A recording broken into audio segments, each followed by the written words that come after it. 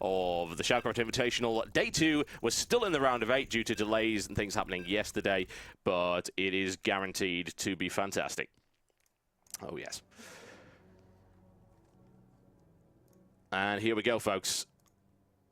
Xel'Naga Caverns will be the first matchup, and I bring you, yes indeed, the newcomer.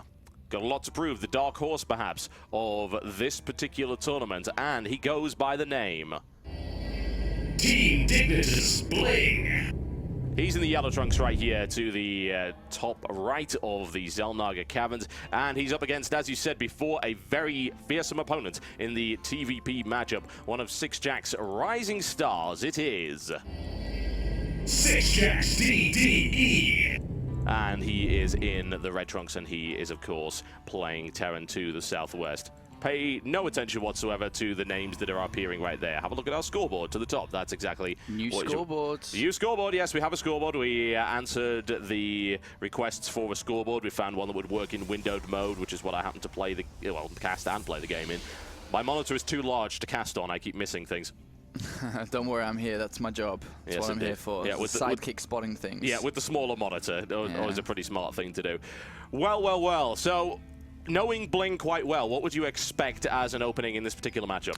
I think that he's going to probably play... I don't think he'll play safe because, I mean, he's such a good player and so execution-based that he'll just be like, all right, this game, I'm going to get an expansion up and then I'm going to hit you with 6-gate or something like that. He loves to use 6-gate. And on big maps like even Xel'Naga Caverns, it's a very open area for your natural. So you can actually lose to a lot of 6-gates if you don't have, you know, adequate defense, that 3 bunkers, pulling the SCVs off in time. And that's most likely the style he'll look for. He might try something a little bit different. We'll have to see what he's trained and prepared for this. He has just come off a big win in Scotland. There was a LAN there, Twitch LAN, if I remember correctly. Twitch Gaming. I believe, didn't he not lose a single game in that? No, he didn't lose a single game, and he also beat his teammate, Dignitas Pureball, who was the leading non-Demuslim UK player, winning most of the tournaments when Demuslim wasn't around. BlinG's now taken that title away from him, and he is, you know, #1 UK gamer right now.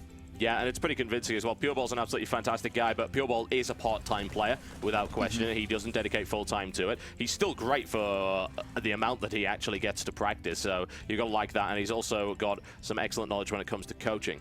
BlinG opening up with double assimilator right here.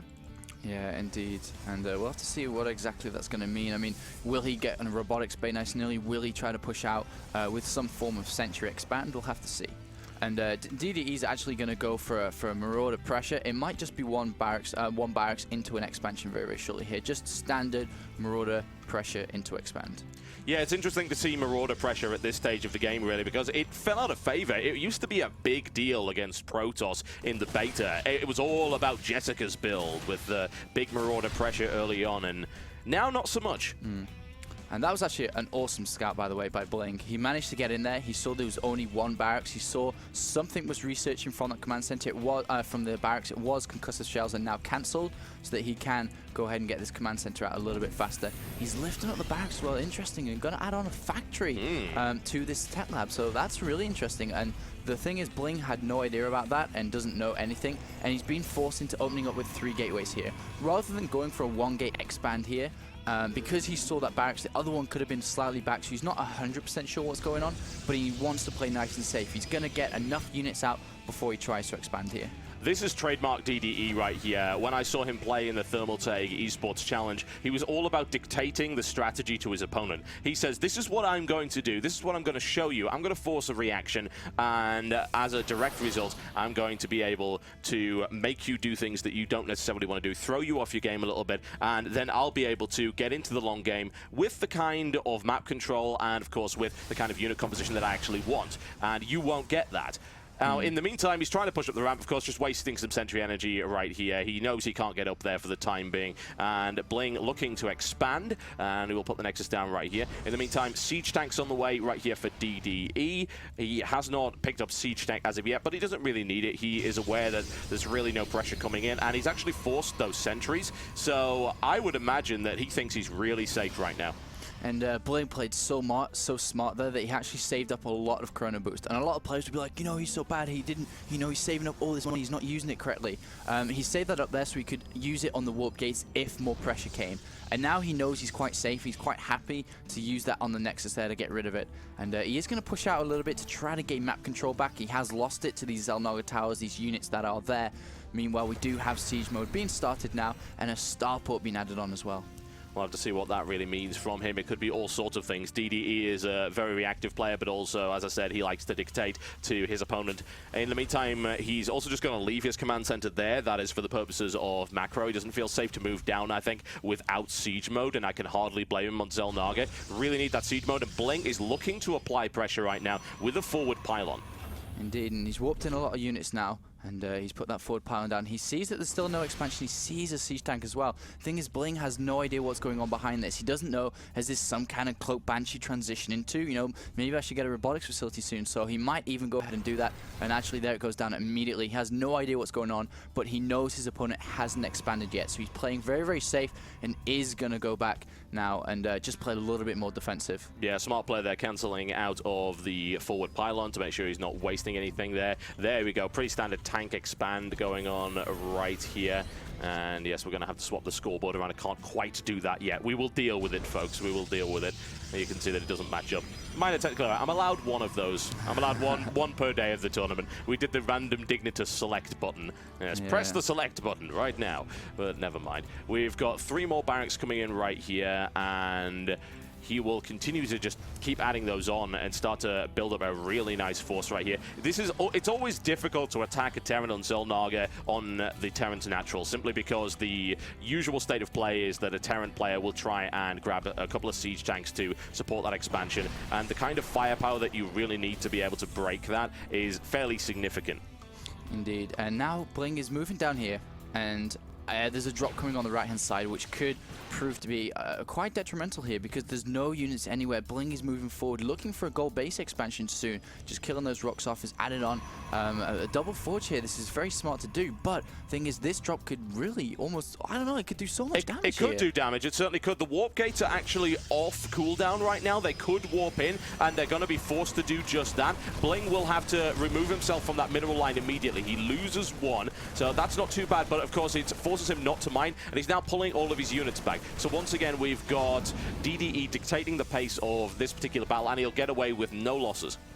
Looking at the unit tab, 44 probes, 42 SCVs with the mules, though BlinG has aggressively thrown down this gold base now. Has seen that there are siege tanks in play. He knows that DDE is going to be very immobile because of them and cannot move out with just a few. He needs to build a lot more up. So he's going to take full advantage of that and try to squeeze in the gold base, try to mine from it and get an advantage before DDE pushes out.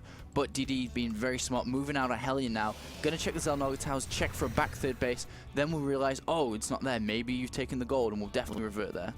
Yes, indeed, he will. There we go. There's the gold coming down right here for BlinG. It will give him a very significant economic advantage if he's able to secure it. Those Stalkers hanging at the back to prevent this drop, very smart. Unfortunately, it means that that's 4 Stalkers you can't put into any kind of attack. Double upgrades on the way, +1 weapon and +1 armor as well. This Infernal Pre-Igniter is really concerning me for DDE right here. That could be potentially devastating on a gold base like that. You'd really need to secure that with cannons. You'd need your army to be there in order to counter any kind of Hellion harassment that would absolutely wreck the economy right there. I'm also very concerned that BlinG has not covered this side of his natural.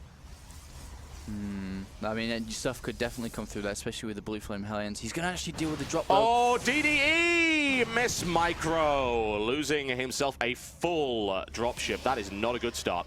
And there was a bit of a timing window for DDE to hit there because the gold base is up. He scanned the double forge. And now that's gone, but the reason why he couldn't hit that precisely because Stim was a little bit late here. It's only at about 65–70% now, so he can't really fight without Stim. As soon as he gets Stim, though, he's definitely going to look out to push, especially with Combat Shield finishing now as well. But because the gold base is starting to kick in, 4 more gateways have been added on. There's just going to be so much production here from BlinG. A little bit of a mistake from BlinG, though. Hasn't gone into the Vespian Geysers onto the natural base, and you can already see that the resource balance is struggling because of that. You know, he's at 700 to 100 gas, and a little bit of a mistake here, and I'm not sure why that's happening, but he needs to find out why he doesn't have gas, and now he has realized and is going into the gas on that natural finally. Yeah, he's actually picking up 6 gas in total and still going with nothing but gateway pressure. I'd like to also point out this interesting ploy right here. He built a second observer immediately and set out on a patrol path to the right-hand side to deal with drops. That's not something we see an awful lot from Protoss, and might actually save him, assuming that he keeps an eye on things. However, I'm very concerned about the fact that BlinG has a very large Zealot count and has Infernal Pre-Ignite a Hellion to the front of this force. The problem is he doesn't have leg speed, and he's going to be so hard to engage here. BlinG oh, there's the potentially lose BlinG. everything. Oh, he really could. This is messy right now, and a force field divide is not able to do an awful lot, and BlinG just got absolutely crushed in that engagement. And his money's so GG, high. ladies and gentlemen, that is it. That is it. Good lord.